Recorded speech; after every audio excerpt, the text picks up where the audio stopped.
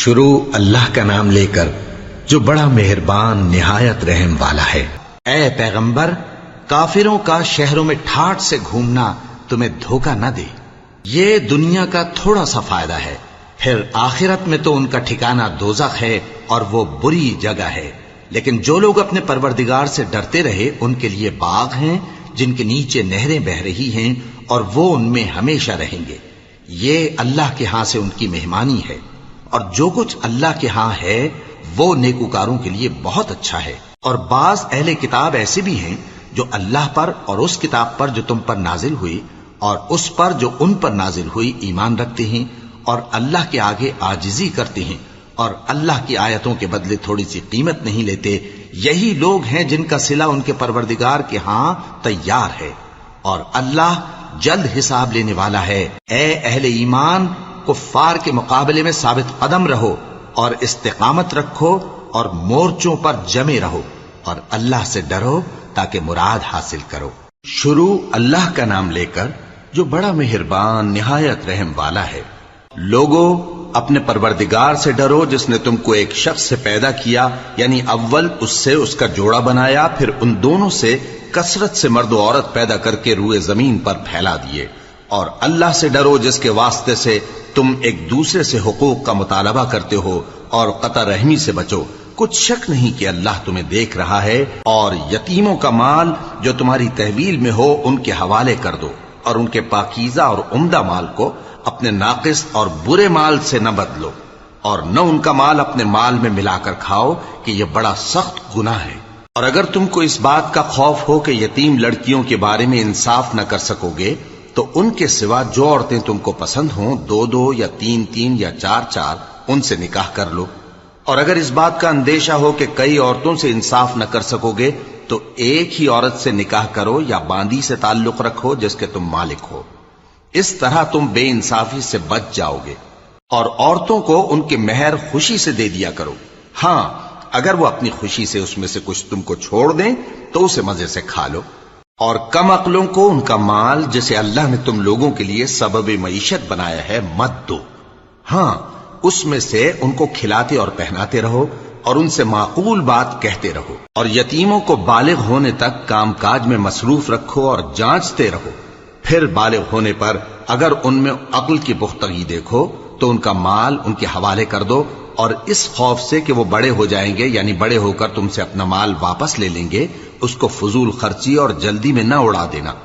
اور جو شخص آسودہ حال ہو اس کو ایسے مال سے قطعی طور پر پرہیز رکھنا چاہیے، اور جو ضرورت مند ہو وہ مناسب طور پر یعنی بقدر خدمت کچھ لے لے۔ اور جب ان کا مال ان کے حوالے کرنے لگو تو گواہ کر لیا کرو، اور حقیقت میں تو اللہ ہی گواہ اور حساب لینے والا کافی ہے۔ جو مال ماں باپ اور رشتہ دار چھوڑ مریں، تھوڑا ہو یا بہت، اس میں مردوں کا بھی حصہ ہے اور عورتوں کا بھی، یہ حصے اللہ کے مقرر کیے ہوئے ہیں۔ اور جب میراث کی تقسیم کے وقت غیر وارث رشتہ دار اور یتیم اور نادار لوگ آ جائیں تو ان کو بھی اس میں سے کچھ دے دو اور ان سے معقول بات کہو۔ اور ایسے لوگوں کو ڈرنا چاہیے جو ایسی حالت میں ہوں کہ اپنے بعد ننھے بچے چھوڑ جائیں اور ان کو ان کی نسبت خوف ہو کہ ہمارے مرنے کے بعد ان بیچاروں کا کیا ہوگا، پس چاہیے کہ یہ لوگ اللہ سے ڈریں اور درست بات کہیں۔ جو لوگ یتیموں کا مال ناجائز طور پر کھاتے ہیں وہ اپنے پیٹ میں آگ بھرتے ہیں اور ضرور دوزخ میں ڈالے جائیں گے۔ اللہ تمہاری اولاد کے بارے میں تم کو ارشاد فرماتا ہے کہ ایک لڑکے کا حصہ 2 لڑکیوں کے حصے کے برابر ہے، اور اگر اولاد میت صرف لڑکیاں ہی ہوں یعنی 2 یا 2 سے زیادہ تو کل ترکے میں ان کا 2/3 ہے، اور اگر صرف ایک لڑکی ہو تو اس کا نصف ہے۔ اور میت کے ماں باپ کا یعنی دونوں میں سے ہر ایک کا ترکے میں 6واں حصہ ہے، بشرطے کہ میت کی اولاد ہو۔ اور اگر اولاد نہ ہو اور صرف ماں باپ ہی اس کے وارث ہوں تو 1/3 ماں کا حصہ ہے، اور اگر میت کے بھائی بھی ہوں تو ماں کا 6واں حصہ ہوگا۔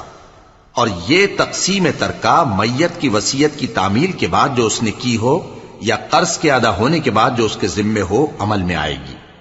تم کو معلوم نہیں کہ تمہارے باپ دادوں اور بیٹوں اور پوتوں میں سے فائدے کے لحاظ سے کون تم سے زیادہ قریب ہے۔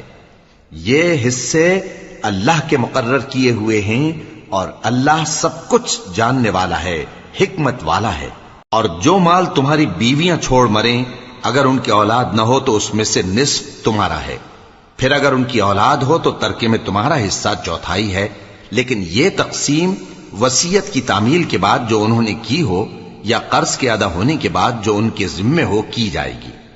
اور جو مال تم مرد چھوڑ مرو اگر تمہاری اولاد نہ ہو تو تمہاری بیویوں کا اس میں چوتھا حصہ ہے، پھر اگر تمہاری اولاد ہو تو ان کا 8واں حصہ ہے۔ یہ حصے تمہاری وصیت کی تعمیل کے بعد جو تم نے کی ہو اور ادائے قرض کے بعد تقسیم کیے جائیں گے۔ اور اگر ایسے مرد یا عورت کی میراث ہو جس کے نہ باپ ہو نہ بیٹا مگر اس کے بھائی یا بہن ہو تو ان میں سے ہر ایک کا 6واں حصہ ہے، اور اگر ایک سے زیادہ ہوں تو سب 1/3 میں شریک ہوں گے۔ یہ حصے بھی بعد ادائے وصیت و قرض بشرطے کہ ان سے میت نے کسی کا نقصان نہ کیا ہو تقسیم کیے جائیں گے۔ یہ اللہ کا فرمان ہے اور اللہ نہایت علم والا ہے، بردبار ہے۔ یہ تمام احکام اللہ کی حدیں ہیں، اور جو شخص اللہ اور اس کے پیغمبر کی فرما برداری کرے گا اللہ اس کو بہشتوں میں داخل کرے گا جن میں نہریں بہ رہی ہیں، وہ ان میں ہمیشہ رہیں گے، اور یہ بڑی کامیابی ہے۔ اور جو اللہ اور اس کے رسول کی نافرمانی کرے گا اور اس کی حدوں سے نکل جائے گا اس کو اللہ دوزخ میں ڈالے گا جہاں وہ ہمیشہ رہے گا، اور اس کو ذلت کا عذاب ہوگا۔ مسلمانوں، تمہاری عورتوں میں جو بدکاری کا ارتکاب کر بیٹھیں ان پر اپنے لوگوں میں سے 4 شخصوں کی شہادت لو۔ اگر وہ ان کی بدکاری کی گواہی دیں تو ان عورتوں کو گھروں میں بند رکھو یہاں تک کہ موت ان کا کام تمام کر دے، یا اللہ ان کے لیے کوئی اور سبیل پیدا کرے۔ اور جو 2 مرد تم میں سے بدکاری کریں تو ان کو ایذا دو، پھر اگر وہ توبہ کر لیں اور نیکوکار ہو جائیں تو ان کا پیچھا چھوڑ دو، بے شک اللہ توبہ قبول کرنے والا ہے، مہربان ہے۔ اللہ انہی لوگوں کی توبہ قبول فرماتا ہے جو نادانی سے بری حرکت کر بیٹھتے ہیں پھر جلد توبہ کر لیتی ہیں، پس ایسے لوگوں پر اللہ توجہ کرتا ہے اور وہ سب کچھ جاننے والا ہے، حکمت والا ہے۔ اور ایسے لوگوں کی توبہ قبول نہیں ہوتی جو ساری عمر برے کام کرتے رہیں یہاں تک کہ جب ان میں سے کسی کی موت آ موجود ہو تو اس وقت کہنے لگے کہ اب میں توبہ کرتا ہوں۔ اور نہ ان کی توبہ قبول ہوتی ہے جو کفر کی حالت میں مریں۔ ایسے لوگوں کے لیے ہم نے دردناک عذاب تیار کر رکھا ہے۔ مومنوں، تم کو جائز نہیں کہ زبردستی عورتوں کے وارث بن جاؤ، اور دیکھنا اس نیت سے کہ جو کچھ تم نے ان کو دیا ہے اس میں سے کچھ لے لو، انہیں گھروں میں مت روک رکھنا۔ ہاں، اگر وہ کھلے طور پر بدکاری کی مرتکب ہوں تو اور بات ہے، اور ان کے ساتھ اچھی طرح سے رہو سہو۔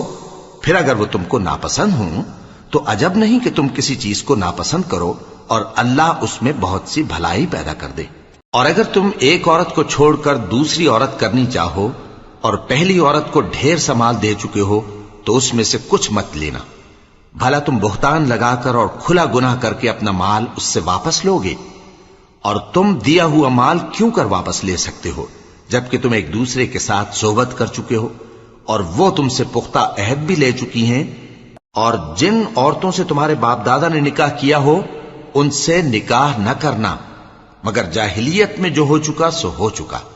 یہ نہایت بے حیائی اور اللہ کی ناخوشی کی بات تھی اور بہت برا دستور تھا۔ تم پر تمہاری مائیں اور بیٹیاں اور بہنیں اور پھوپھیاں اور خالائیں اور بھتیجیاں اور بھانجیاں اور وہ مائیں جنہوں نے تم کو دودھ پلایا ہو اور رضائی بہنیں اور ساسیں حرام کر دی گئی ہیں، اور جن عورتوں سے تم خلوت کر چکے ہو ان کی لڑکیاں جنہیں تم پرورش کرتے ہو وہ بھی تم پر حرام ہیں۔ ہاں، اگر ان کے ساتھ تم نے خلوت نہ کی ہو تو ان کی لڑکیوں کے ساتھ نکاح کر لینے میں تم پر کچھ گناہ نہیں۔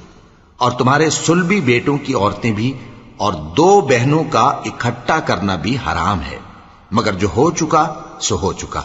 بے شک اللہ بخشنے والا ہے، بڑا مہربان ہے۔